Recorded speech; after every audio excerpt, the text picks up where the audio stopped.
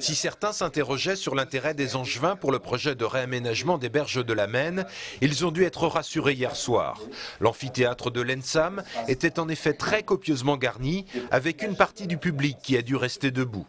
Dans un premier temps, deux urbanistes de Bordeaux et de Lyon ont présenté les aménagements qui ont déjà été réalisés dans ces deux villes.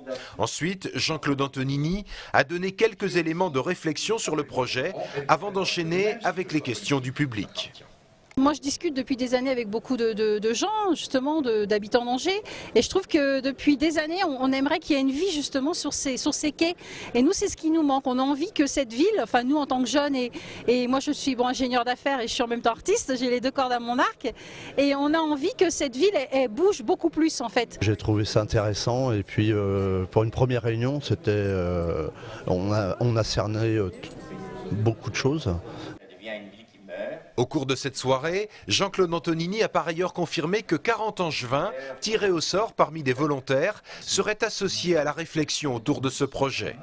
Apparemment, donc il va y avoir d'abord ce groupe de projets, enfin ce groupe de citoyens qui va travailler sur le projet avant même que les équipes aient commencé. Donc je trouve que c'est vraiment une démarche intéressante de ce point de vue-là. Reste maintenant pour les élus et pour tous ceux qui vont réfléchir à ce projet à bien mesurer les enjeux de ce type d'aménagement qui s'étend généralement sur 5, 10 ou 15 ans. Il faut savoir distinguer ce qui va être l'essentiel, qu'il faut décider tout de suite et qui va marquer pour un siècle. Quand on fait un tramway, on le fait pour un siècle ou plus.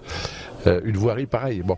Donc, et puis ce qui va être plus souple, qui va laisser plus de marge de manœuvre, les espaces verts. Bon, c'est vrai qu'il y a des choses qu'on peut démolir, quoi.